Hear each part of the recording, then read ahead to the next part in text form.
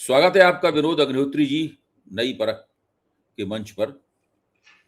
अ, अभी तक होता ये रहा है कि जब भी मोदी सरकार के खिलाफ कोई भ्रष्टाचार का मसला उठता है या कोई विवाद उठता है, तो जो गोदी मीडिया है यानी सरकार परस्त मीडिया है, बड़ी तत्परता से उस मसले को दबा देता था। जैसे कि उसका सबसे बड़ा सबूत तो ये है कि जो कौशल विकास मंत्रालय में स्किल मिनिस्ट्री में सीएजी की रिपोर्ट ने बताया कि 10,000 करोड़ रुपए का घोटाला हुआ है। सब ऑन रिकॉर्ड पे है। मैं इस पे वीडियो बना चुका हूं, लाखों लोग उस वीडियो को देख चुके हैं। अखबारों में अंदर भीतर कहीं कोई खबर थोड़ी मोटी छपी थी, लेकिन गोदी मीडिया ने इस मसले को पूरी तरीके से दबा दिया। इस बार पहली बार ये हो रहा है कि राम मंदिर के भ्रष्टाचार का मसला मीडिया में उसके ऊपर चर्चाएं हो रही हैं, उसके ऊपर कार्यक्रम हो रहे हैं। जो बीजेपी परस्त एंकर और एंकरनियां हैं वो भी उसके ऊपर कार्यक्रम कर रहे हैं, और वो भी थोड़ा बहुत विश्व हिंदू परिषद और राष्ट्रीय स्वयंसेवक संघ की लानत मलामत कर रहे हैं। उनकी बातचीत से भी लगता है कि वो भी चंपत राय को और अनिल मिश्रा को और गोपाल राव को वो भी दोषी मानते हैं। वो भी मानते हैं कि कुछ हैंकी पैंकी हो रहा है। वो भी मानते हैं कि शायद लीपा पोती की कोशिश हो रही है।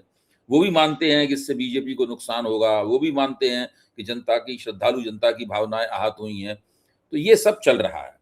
ये पहली बार ऐसा हो रहा है।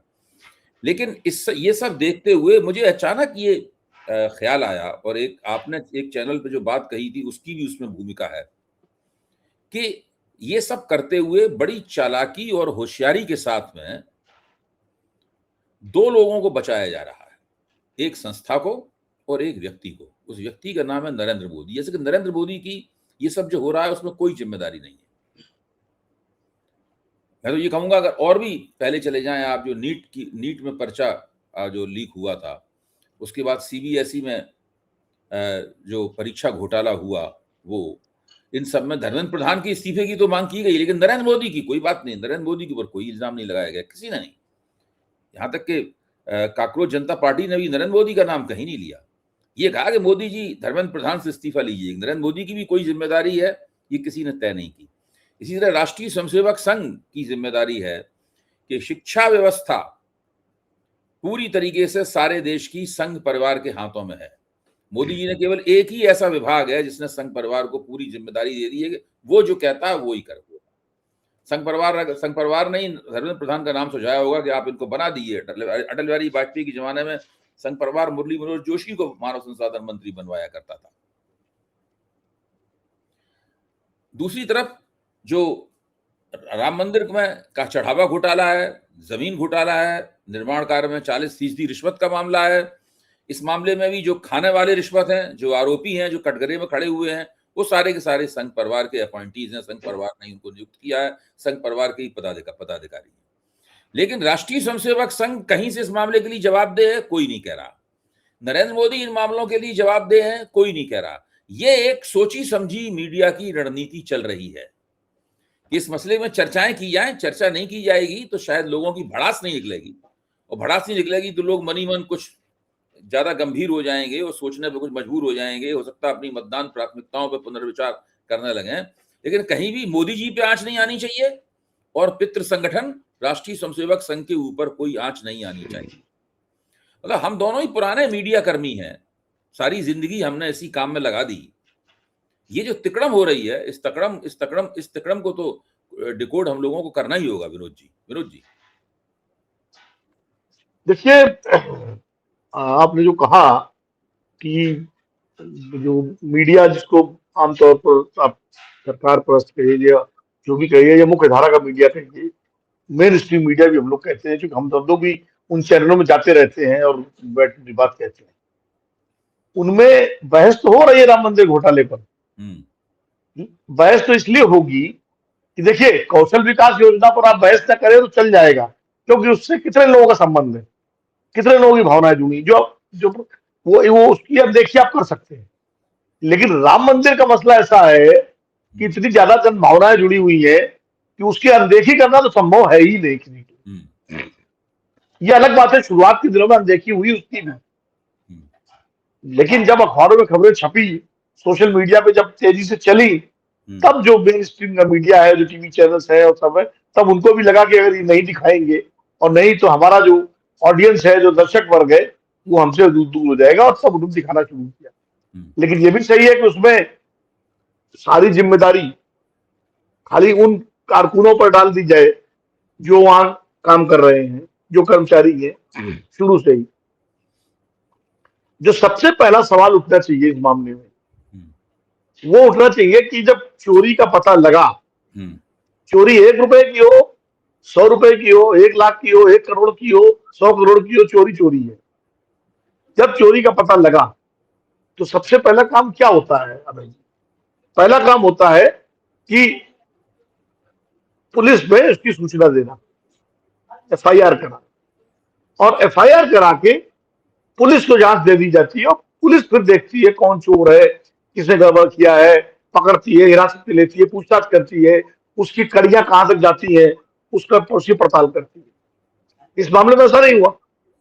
इस मामले में पुलिस तक तो आज तक अभी तक कोई नहीं गया, खासकर न तो ट्रस्ट के लोग गए, न सरकार गई। इसमें तो एक जांच कमेटी बना दी गई जिसको एसआईटी का नाम दे दिया गया। एसआईटी आमतौर पर, जो मेरी समझ है, जो कानून कहता है, वो पुलिस की होती है, जांच एजेंसी की होती है, विशेष स्पेशल इन्वेस्टिगेटिव टीम।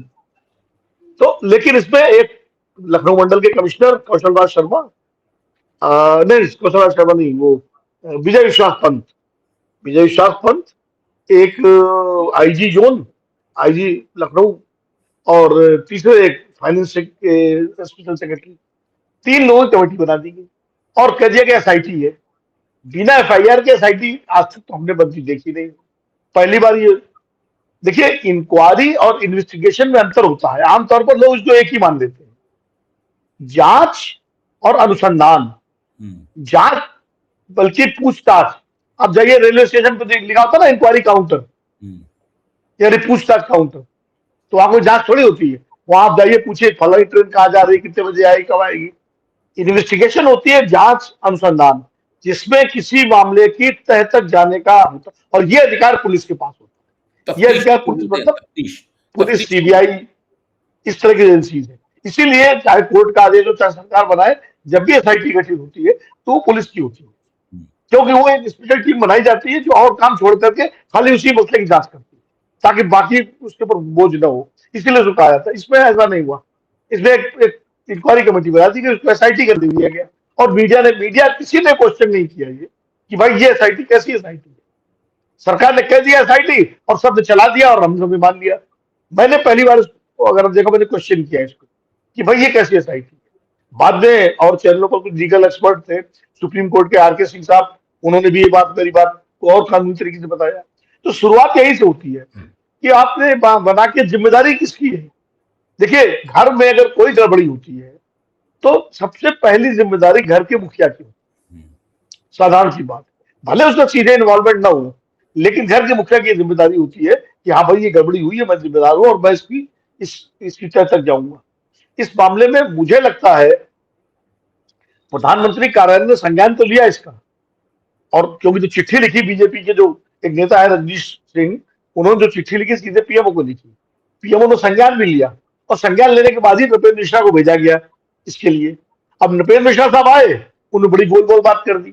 उन्होंने कहा, पहले तो कहा कि मैं तो खाली निर्माण कार्यों से संबंधित हूँ, फिर निर्माण कार्यों में सवाल उठ गए, और एक इंजीनियर ने कह दिया कि साहब तो 40% कमीशन यहाँ लिया जाता था, तो लगा दिया उस पर। और उसके बाद फिर उन्होंने भी कहा कि चोरी नहीं, डकैती हुई है। और अब जो लंबी चौड़ी रिपोर्ट आई है, अब ये बताइए आप अभय जी, ट्रस्ट जो है, वो ट्रस्ट किसने बनाया? सुप्रीम कोर्ट के आदेश से ट्रस्ट बना। ट्रस्ट का गठन सरकार ने किया।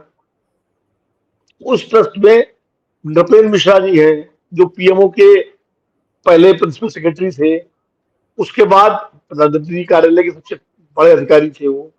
उस ट्रस्ट में संजय प्रसाद जी हैं, जो उत्तर प्रदेश के मुख्यमंत्री के प्रमुख सचिव रहे हैं, वो बड़े ताकतवर अधिकारी हैं। उस ट्रस्ट में मुख्यमंत्री जी के सलाहकार अवनीश अवस्थी जी हैं। उस ट्रस्ट में डीएम अयोध्या है, और उस ट्रस्ट में तमाम सारे नाम आप देखिए जो संघ परिवार से विश्व हिंदू परिषद से जुड़े हुए लोग हैं। जब ट्रस्ट में सारे यही लोग हैं, तो जिम्मेदारी से कैसे संघ बच सकता है, कैसे उत्तर प्रदेश सरकार बच सकती है, कैसे केंद्र सरकार बच सकती है भाई? क्योंकि यही लोग है ना। और अगर उस ट्रस्ट में ऐसे लोग होते जिनका केंद्र सरकार से, संघ से कोई मतलब नहीं होता, धर्माचार्य होते, मान लीजिए शंकराचार्य होते, रामानुजाचार्य होते, अखाड़ा परिषद के लोग होते, तो फिर ये होता भाई जिम्मेदारी इनकी है। लेकिन यहाँ तो सारे वो लोग हैं जो सरकार से जुड़े हुए, या तो राज्य सरकार से जुड़े, या केंद्र सरकार से जुड़े, या संघ परिवार से जुड़े। तभी मैंने एक चैनल पे कहा था, जब किसी ने कहा संघ से क्या मतलब है, एक को पैनलिस्ट ने कहा, तो मैंने कहा संघ से मतलब क्यों नहीं है?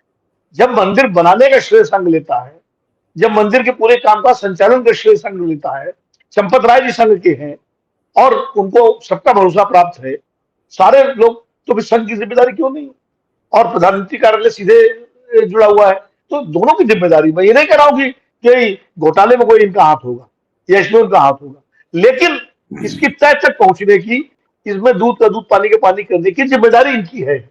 इससे न प्रधानमंत्री कार्यालय इससे जिम्मेदारी पर न झाड़ सकता, न संघ परिवार, राष्ट्रीय स्वयंसेवक संघ, और न उत्तर प्रदेश सरकार।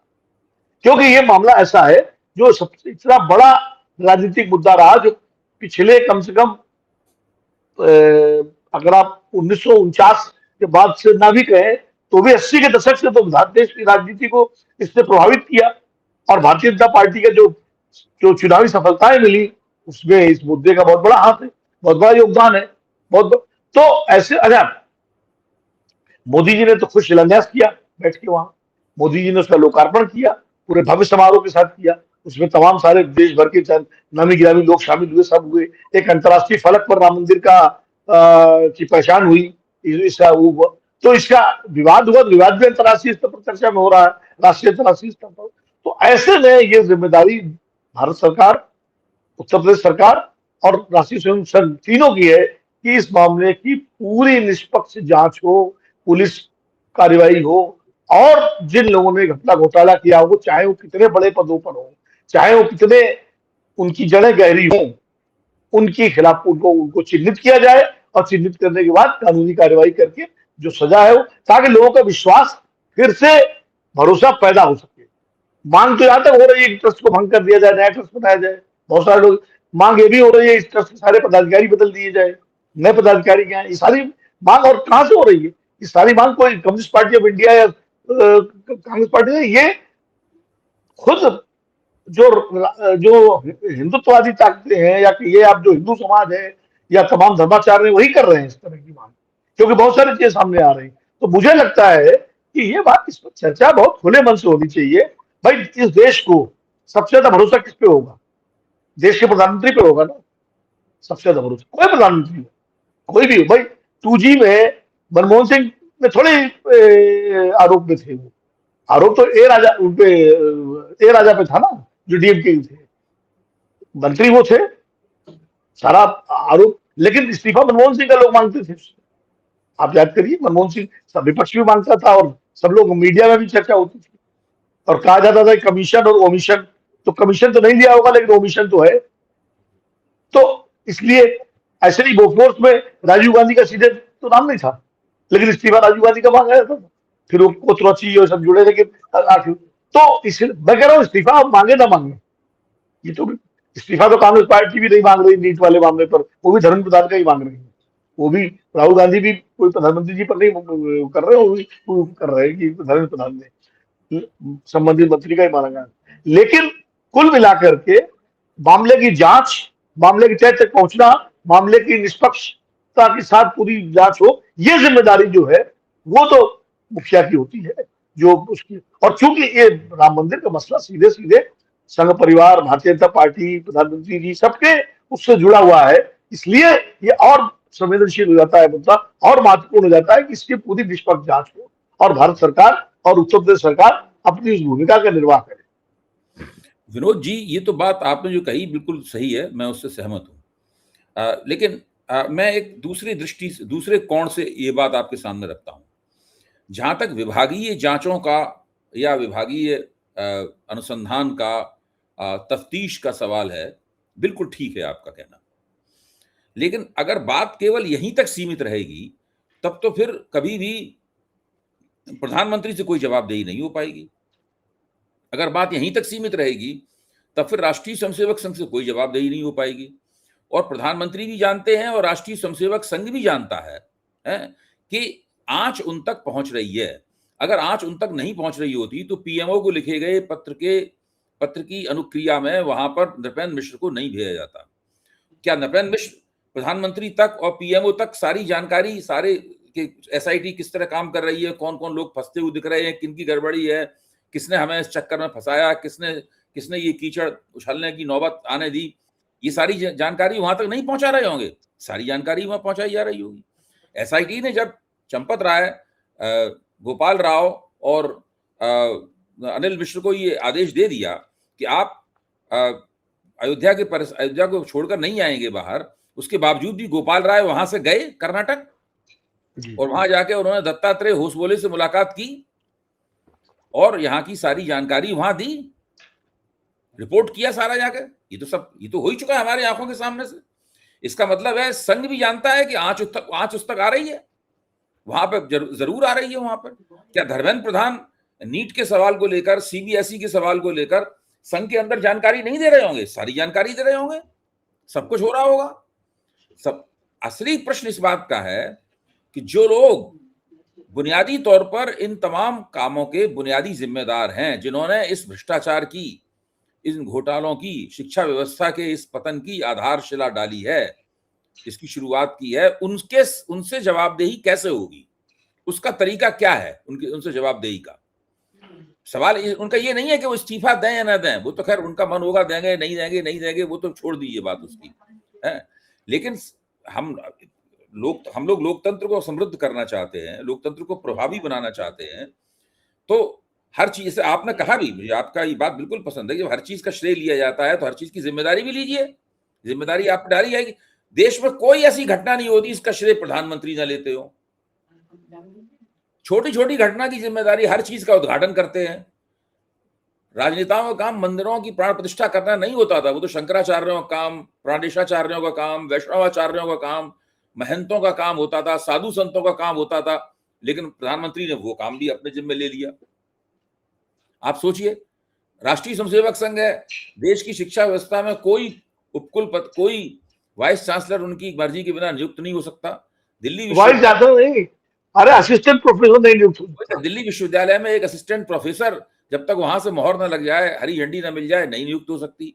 विश्वविद्यालयों की एकेडमिक काउंसिल्स होती हैं, उनमें सब उन्हीं के लोग भरे हुए होते हैं। कौन उसका मेंबर सेक्रेटरी होगा ये भी वही तय करते हैं। कुछ भी नहीं है ऐसा जो उनकी मर्जी के बिना पत्ता नहीं खड़क सकता है पूरे शिक्षा व्यवस्था में। शिक्षा व्यवस्था की हालत क्या है? शिक्षा व्यवस्था की हालत यह है कि जो बच्चा 8वें में पढ़ रहा है वो 5वीं की किताब नहीं पढ़ पाता है। पूरी शिक्षा व्यवस्था दबादब अनएम्प्लॉयबल, नौकरी देने योग्य न समझे जाने वाले स्नातकों को उगल रही है। एक भी प्रतियोगी परीक्षा ठीक से नहीं करा सकती शिक्षा व्यवस्था। ये इसमें हवाई जहाजों की, वायुसेना के जहाजों की सेवाएं ली जा रही हैं। आप देखिए, कुछ नहीं, ये हालत है शिक्षा व्यवस्था की। जो इनके शिक्षक इन्होंने नियुक्त करवाए हैं नए, उनमें न किसी को ठीक से हिंदी आती है, न अंग्रेजी आती है, न वो अपने विषय में कुशल हैं। किताबियां बना रखी छोटी छोटी, उनको देख के दिल्ली विश्वविद्यालय के कॉलेजों में ये लोग क्लास लेते हैं। ये इनकी इतनी बुरी हालत है लोगों की। मैं तो जानता हूं, मैं जिनको हम लोग कुंजी कहते थे पहले। हाँ, कुंजी फिर भी समझदार लोग पढ़ते थे। ये तो अजीब तरह की एक किताबिया सी बना लेते हैं, उसको देख देख के ये कोर्स पूरा कराते हैं। मतलब ये राष्ट्रीय स्वयंसेवक संघ ने देश की शिक्षा व्यवस्था की ये हाल बना दिया है। राष्ट्रीय स्वयंसेवक संघ ने राम मंदिर का ये हाल बना दिया है। और नरेंद्र मोदी ने राष्ट्रीय स्वयंसेवक संघ को ठेका दे रखा है शिक्षा व्यवस्था चलाने का। नरेंद्र मोदी ने चंपत राय को ठेका दे रखा है राम मंदिर चलाने का। देश का प्रधानमंत्री अगर वो कहता कि चंपत राय नहीं रहेंगे तो रह सकता था? नहीं रह सकते थे। ये और देश का प्रधानमंत्री ये कहेगा भाई संघ से कम पूछो बैठ के कि तुम जो कर रहे हो उसमें कबाड़ा किए दे रहे हो। ये अमृत काल चल रहा है कि शिक्षा विहीनता का काल चल रहा है। तो इन लोगों से, ये लोग तो इतना बड़ा अपराध कर रहे हैं लोकतंत्र के खिलाफ, शिक्षा व्यवस्था के खिलाफ, लोगों की आध्यात्मिक श्रद्धा के खिलाफ, राम मंदिर के खिलाफ इतना बड़ा अपराध कर रहे हैं और इनसे कोई जवाबदेही नहीं होगी। इनका नाम भी नहीं आना चाहिए। जैसे आपने तुरंत नाम लिया तो फौरन आपसे कहा इसमें संघ का इसमें क्या काम? तो ये इनसे इनका गिरेबान कैसे पकड़ा जाए, ये एक बड़ा सवाल है जी। नहीं, देखिए, चौधरी देवीलाल कहा करते थे कि लोकतंत्र चलता है लो क्लास से। मतलब लो क्लास का मतलब ये होता है कि अगर कोई अपराध, कोई भ्रष्टाचार, कोई कदाचार, कोई अनाचार हो, तो जो मुखिया प्रमुख है उस सरकार का, उस क्षेत्र का, उस संस्था का, वो सीधे अपनी जिम्मेदारी ले, और जिम्मेदारी लेने के बाद उस पर जो है कार्रवाई भी करे जिम्मेदार लोगों के पास। तो अब लोग, भाई मैं बार बार कहता हूं, मैं एक उदाहरण और देता हूं कि जब रेल दुर्घटना हुई थी तो लाल बहादुर शास्त्री थोड़ी रेलगाड़ी चला रहे थे, या माधव सिंधिया जब हवाई दुर्घटना हुई थी वो थोड़े हवाई जहाज चला रहे थे, लेकिन जिम्मेदारी ली ना उन्होंने। तो अब वो ठीक है, उन्होंने इस्तीफा दे दिया। यहाँ मान लिया आपने कहा ठीक है, धर्मेंद्र प्रधान इस्तीफा दे या ना दे, या वो चंपत राय, अब चंपत राय इतने विवाद के बावजूद, मतलब ये विवाद शुरू हुआ था, आप याद करिए, मंदिर के और पहले, जब संजय सिंह ने एक प्रेस कॉन्फ्रेंस करके कि 2 करोड़ की जो संपत्ति भूमि उसी दिन 18 करोड़ बेची गई, ट्रस्ट ने खरीदी। तो ये सारा विवाद वहां से शुरू हुआ, जिसमें चंपत राय जी का नाम आया। उसके बाद लगातार हर विवाद में जो भी इस तरह का, उसमें चंपत राय जी पर उंगली उठी, क्योंकि वो प्रमुख है वहां के, करता धरता है, सब कुछ है। अब सवाल ये है कि अब उनके बारे में कहा जाता था वो तो क्या उबला हुआ खाना खाते हैं, 2 जोड़ी कपड़े में रहते हैं, बहुत ही त्यागी है। तो भाई पद में क्यों, इनमें मतलब है, अगर इतने त्यागी है तो पद से क्या क्यों चिपके हुए ना? खुद नैतिकता के आधार पर कहें कि मैं पद छोड़ रहा हूं, और जब तक जांच पूरी नहीं हो जाती मैं नहीं आऊंगा, मैं यहाँ पर, मैं जिम्मेदारी, तो सारा तब होता। तो वो ऊपर से चिपके हुए हैं। वही नहीं, सारे एक भी जिम्मेदार पदाधिकारी, किसी ने आगे आगे ना तो जिम्मेदारी किसी सरकार के किसी मुखिया ने, बल्कि शुरू में तो डिनाइल मोड में थे लोग। शुरू में तो ये कहा गया कि कुछ हो ही नहीं है, कुछ भ्रष्टाचार नहीं हुआ। याद है तो अखिलेश यादव ने जब कहा तो तुरंत उनके परिवार के खिलाफ जो टिप्पणियां की जाने लगी, और तमाम उत्तर प्रदेश सरकार के मंत्रियों ने बिल्कुल एकदम क्लीन चिट थी, कुछ नहीं हुआ। वो तो मैं तारीफ करूंगा स्थानीय पत्रकारों की, उन्होंने इस तरह खोद करके और लोगों से बात करके सारा जो है चीज सामने लाए, तब जाके सारी कार्रवाई हुई। और मैं बार बार कहता हूं, आपने कहा कि कैसे, ये तो काम जनता को ही करना पड़ेगा।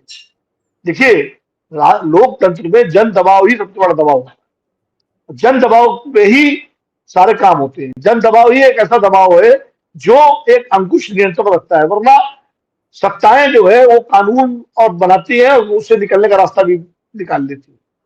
तो सत्ता का चरित्र हमेशा बेलगाम होता है, और लोग जो दबाव है वही मजबूर करता है कोई भी जिम्मेदारी लेने से और कार्रवाई करने से। जितना जन दबाव बनेगा, चाहे वो शिक्षा प्रणाली का मुद्दा हो, चाहे राम मंदिर का मुद्दा हो, चाहे कोई और भी मुद्दा हो, इसलिए ये काम राजनीतिक दलों का है, ये काम समाज सेवी संस्थाओं का है, सामाजिक संस्थाओं का है, मीडिया का है, पत्रकारों का है, उन सारे सिविल सोसाइटी का है कि ऐसे मामलों में वो प्रतिरोध, जो फिर वो राहुल गांधी वाली बात आ जाती है कि प्रतिरोध की जो राजनीति है, प्रतिरोध का जो दर्शन है, जब तक वो नहीं होगा। आज आप देखिए कि जिस राम मंदिर के लिए, मतलब अडवाणी जी गुजरात सोमनाथ से चले और बिहार तक पहुंचे, और कितना हुजूम चल पड़ा था उनके पीछे, जिस राम मंदिर के लिए हमें लोग कुछ भी करने को तैयार थे, महिलाएं, पुरुष, बाल, वृद्ध, सब। और सड़कों पर सड़कें भरी रहती थी, और नारा रखता था कि रामलला हम आएंगे, मंदिर वही बनाएंगे, जिस हिंदू का खून न खंड खून वही पानी है, ये सब नारे लगते थे। आज उसी राम मंदिर में इतना बड़ा तो पैसे का, चंदे का, दान का घोटाला सामने आ रहा है, और कहीं कोई जो है उससे प्रतिक्रिया नहीं। किसी शहर में, अयोध्या, प्रयागराज, बनारस, उज्जैन, ये जितने बड़े धार्मिक शहर हैं, हरिद्वार, ऋषिकेश, कहीं 100, 200, 400, 500, 1000 आदमी निकले कि आके धरना दे के बैठे और कहें, आप बताइए, कहीं खाली सोशल मीडिया पे पोस्ट डाल दी लोगों ने, कुछ वीडियो रिलीज कर दिए, कुछ चर्चाएं सोशल मीडिया मीडिया में अखबारों में खबरें आ गई, लेकिन कहीं कोई जन प्रतिरोध इस घोटाले की को लेकर के आपको देखने को मिला? नहीं मिला था, मुझे तो नहीं मिला। लोग अब तो जब ये होगा कि लोग एकदम मतलब जो है मौन साध के बैठ जाएंगे कि भाई चलो, अरे 100 400 500 भक्त, राम भक्त जो है, जो गोलियां खा रहे थे जो मुलायम सिंह की सरकार थी उसके लिए निकलते थे सड़कों पर, बिल्कुल ऐसी सरकार थी जो एक तरह से आप कह सकते हैं होस्टाइल सरकार थी उस आंदोलन के प्रति, तब निकले लोग, लाखों लोग। आज जब सरकार ऐसी है जो राम भक्त के निकलेंगे तो ऊपर किसी तरह का लाठी डंडा गोली नहीं चलाएगी, तभी लोग नहीं निकल रहे हैं। अब क्यों नहीं निकल रहे हैं? तो ये भी एक सोचने का विषय है। नीट का मुद्दा, अब नीट के मुद्दे को राहुल गांधी उठा रहे हैं, कांग्रेस जनता पार्टी उठा रही है, लेकिन लोग नहीं आ रहे सामने। एक आप याद करिए, इसी दिल्ली में अन्ना आंदोलन हुआ था तो हुजूम का हुजूम, उसके समर्थन में हर शहर में धरने शुरू हो गए थे। अरे आप उसको छोड़िए, वो तो अन्ना आंदोलन 2012 की बात। इसी मोदी सरकार के जमाने में सीएए का जब मुद्दा हुआ था तो कितना जबरदस्त प्रतिरोध सड़कों पर हुआ था। भले वो एक ज्यादा उसमें भागीदारी मुसलमानों की रही हो, क्योंकि उनको लग रहा था कि भाई हमारे लिए ये खतरा बन सकता है ये कानून, तो हर शहर, लखनऊ में, इलाहाबाद में, दिल्ली में शाहीन बाग और सब जगह लोग निकले थे सड़कों पर, और अहिंसक प्रतिरोध भी हुआ था, कई जगह हिंसा की घटनाएं भी हुई थी। तो अब इस पर कहीं कोई किसी तरह का, मैं तो कोई झगड़े झंझट की बातें नहीं कर रहा, प्रतीकात्मक रूप से भी कहीं खबर आ जाए कि भाई 1000 2000 500 लोग जो है जाके वहां बैठ गए और 2 घंटे उन्होंने उपवास किया, या रामधुन गा करके जो है बैठ के इसका वो जताया, वो भी नहीं हो रहा। तो इसलिए फिर इसलिए कोई जिम्मेदारी क्यों ले? फिर जिम्मेदारी जो है, जब जनता के अंदर कोई हलचल ही नहीं है तो जिनको जिम्मेदारी लेनी चाहिए उनको भी लगता है कि ठीक है, अगर लीपापोती से काम चल जाएगा चल लेना। लेकिन विनोद जी, सोशल मीडिया तो अपनी सीमाओं में रहकर इन समस्याओं को उठा रहा है, ये अपने आप में, और कांग्रेस भी इन प्रश्नों को उठा रही है। देखिए, शिक्षा के सवाल को, शिक्षा में जो घोटाला चल रहा है उस सवाल को कांग्रेस उठा रही है। आज ही उसने 28 जगहों पर उनकी प्रेस कॉन्फ्रेंसेस होंगी, जो नहीं, उसको तो उठा रही है राहुल गांधी, तो ने तो उसको एक वो लोग मेहनत अभियान के कर तौर रहे पर ले लिया। हैं। हाँ, लगातार एनएसयूआई भी संघर्ष में है, वो जी टकराव टकराव एक एक जैसा जुझारू संघर्ष कर रही है, इसमें भी कोई शक नहीं। ये देखने में जरूर खराब लगता है कि जो गैर भाजपा, गैर कांग्रेस, यानी गैर एनडीए और गैर कांग्रेस राजनीतिक दल हैं, जिनका अपने जी अपने इलाकों में अच्छा प्रभाव है, वो लोग भी इस सवाल के ऊपर कोई संघर्ष का रुख अख्तियार नहीं कर रहे हैं। जवानी जमा खर्च करने के अलावा वो कुछ भी नहीं कर रहे हैं, चुपचाप बैठे हुए बिल्कुल हैं, बिल्कुल ऐसे कि अपने आप ही सब कुछ घटित हो जाएगा। ये एक अजीब सी बात है, जबकि इनमें से कई पार्टियां कई बार आंदोलन करती हुई नजर आई हैं। ऐसी बात नहीं है कि उन्हें आंदोलन करना नहीं आता है। आम आदमी पार्टी आंदोलन के गर्भ से ही निकली है। समाजवादी पार्टी भी जब मायावती की सरकार थी उसके खिलाफ बहुत लोग आंदोलन किया करते थे, उसका फायदा भी उन्हें हुआ कि उसके बाद जब मायावती की सरकार अलोकप्रिय हुई गई। तो इन लोगों को चुनाव जीतने का मौका मिला है। तो सब पार्टियां थोड़ा बहुत आंदोलन तो करती रही हैं। समाजवादी बिल्कुल, पृष्ठभूमि है, वो भी करती रही है आंदोलन, लेकिन कुछ नहीं कर रही, बैठी हुई हैं बस केवल। नहीं मैं इसी पे आ रहा था, आपने बड़ा अच्छा प्रश्न कि यहाँ प्राथमिकताओं का भी सवाल है। क्या इन पार्टियों की प्राथमिकता शिक्षा को लेकर है? कांग्रेस की प्राथमिकता है, इसीलिए राहुल गांधी ने इसको एक एजेंडे के रूप में ले लिया है, एक राजनीतिक एजेंडे के रूप में। वो कोटा में उन्होंने पहली सभा की, छात्रों से संवाद किया। अब वो इलाहाबाद में यानी प्रयागराज में जा रहे हैं छात्रों से संवाद करने, फिर पटना जाएंगे, फिर दिल्ली आएंगे। तो वो तो उन्होंने तो तय कर लिया। और एनएसयूआई ने जिस तरह 50 से ज्यादा शहरों में जबरदस्त प्रदर्शन किए, लेकिन अगर इसी में, अभय जी, जी आप समाजवादी पार्टी और राजद की बात तो छोड़िए, लेफ्ट पार्टी की प्रदर्शन नहीं की गई। एसएफआई इतना बड़ा संगठन है छात्रों का, आज भी उसकी कहीं खबर नहीं आई कि एसएफआई ने कहीं जो है प्रदर्शन किया हो। एआईएसएफ ने कहीं प्रदर्शन नहीं किया, पीएसओ ने कहीं प्रदर्शन नहीं किया। ये जो वामपंथी संगठन जो आंदोलन के लिए ही जाने जाते हैं, वो भी कुछ नहीं कर तो रहे। मतलब जिनके बारे में कहा जाता है 365 दिन में, खाली 65 दिन आंदोलन नहीं करते, 300 दिन आंदोलन करते थे। उनका भी कहीं प्रतिरोध किसी तरह का नहीं दिखाई पड़ा।